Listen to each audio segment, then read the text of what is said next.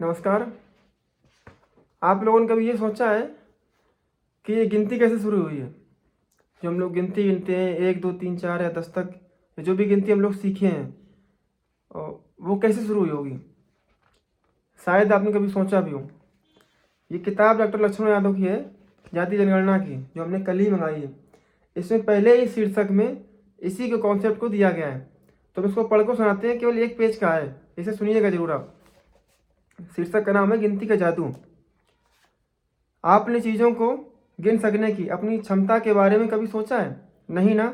असल में हम अक्सर ऐसी बेसिक बातों और अपनी क्षमताओं को नज़रअंदाज कर देते हैं। हम किसी चीज़ को गिनकर दूर बैठे व्यक्ति को 1 सेकंड में बता देते हैं और हमारा ध्यान नहीं जाता कि ये कितनी बड़ी क्षमता है।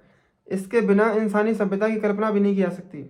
यहाँ तक कि इंसान जब गुफाओं में रहता था और औजार के रूप में सिर्फ पत्थरों का ही उपयोग जानता था, तब भी उसे चीज़ों को गिनने की जरूरत पड़ती होगी। उसे अपने समूह के लोगों, भोजन और पशुओं आदि की गणना की जरूरत पड़ती होगी। जाहिर है उसने सबसे पहले खुद को ही गिना होगा, फिर भोजन को और पशुओं को। लेकिन तब वो कैसे गिनते रहे होंगे? क्योंकि संख्याओं के बारे में तो उनको हजारों साल बाद जानकारी मिली। हम तब की बात कर रहे हैं जब गिनती ने बोलना शुरू नहीं किया था, जब संख्याएं चुप थीं और भाषा ठीक से जागी भी नहीं थी। उस समय एक चरवाहा था। उस चरवाहे के पास भेड़ें थीं, बहुत सारी तो नहीं, बस इतनी कि याद रखना मुश्किल हो जाए। वह रोज़ सुबह भेड़ें चराने ले जाता और शाम को लौटता। समस्या यह थी कि भेड़ें तो खुद को गिन नहीं सकती और चरवाहा भी गिनती के शब्द नहीं जानता था। लेकिन उसे इतना जरूर पता था कि अगर एक भी भेड़ कम हुई तो कबीले में किसी एक को भूखा रहना होगा। तो उसने एक उपाय निकाला। हर भेड़ के लिए उसने एक कंकड़ बटुए में डाल दिया। भेड़ बाहर, कंकड़ बाहर, भेड़ अंदर तो कंकड़ अंदर। इसमें संख्याएं तो नहीं थी, लेकिन एक भरोसा था। उस चरवाहे ने जिस चीज पर सबसे पहले निर्भर किया वह संख्या नहीं बल्कि एक संबंध था, भेड़ और कंकड़ के बीच का संबंध। यह भरोसा किसी शब्द, प्रतीक या गिनती पर नहीं बल्कि एक से एक मेल पर टिका था। अगर वह सिर्फ याद रखता तो भूल सकता था, लेकिन कंकड़ों की व्यवस्था ने याददाश्त की जगह ले ली। यही गणना की सबसे पहली बुनियाद है और इस कहानी का चरवाहा संबंधों से हमारा कोई पुरखा होगा। धीरे धीरे समाज बढ़ा, भेड़ें बढ़ी, लोग बढ़े, लेकिन कंकड़ कम पड़ने लगे।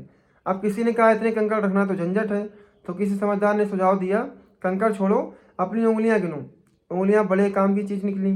10 उंगलियां, 10 तक गिनती। फिर उंगली की गांठें गिनी जाने लगी, जैसा हम आज भी करते हैं। अब इस कहानी में एक राजा आता है, जैसा कि सारी पुरानी कहानियों में आ ही जाता है। पर इस राजा की कहानी चरवाहे और भेड़ों की कहानी वाली कहानी की तरह काल्पनिक नहीं है। इस राजा की कहानी इतिहास के जनक हेरोडोटस ने लिखी है। ईसा मसीह से भी 700 साल पहले। इस सीथियन राजा एटियन को जानना था कि उसकी प्रजा कितनी है।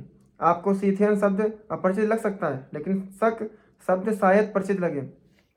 शक वही थे जिन्होंने गुजरात से लेकर पंजाब तक अपना साम्राज्य कायम किया।